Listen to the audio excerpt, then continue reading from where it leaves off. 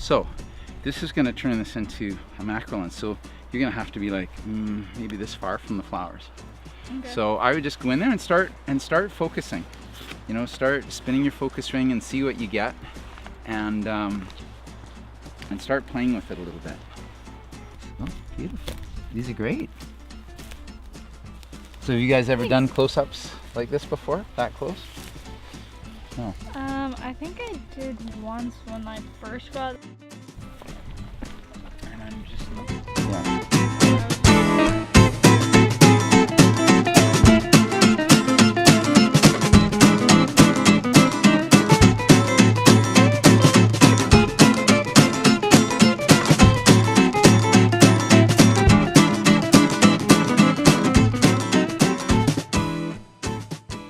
and makes it a little more interesting. And you know, the sky isn't very exciting, but still it adds a little interest to the scene. Now it's not just a snapshot, but it actually has some composition, and you made some choices that added some interesting elements in the picture. Makes it a little stronger.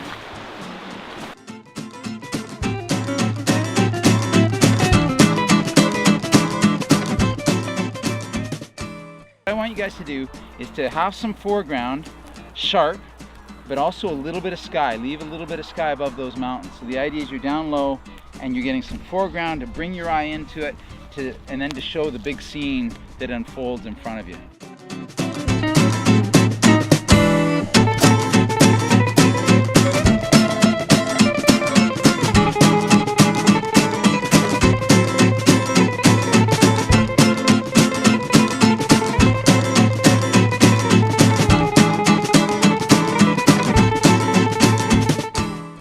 By taking that plane that's running this way and making it really thick to the point where it starts here and it goes to infinity.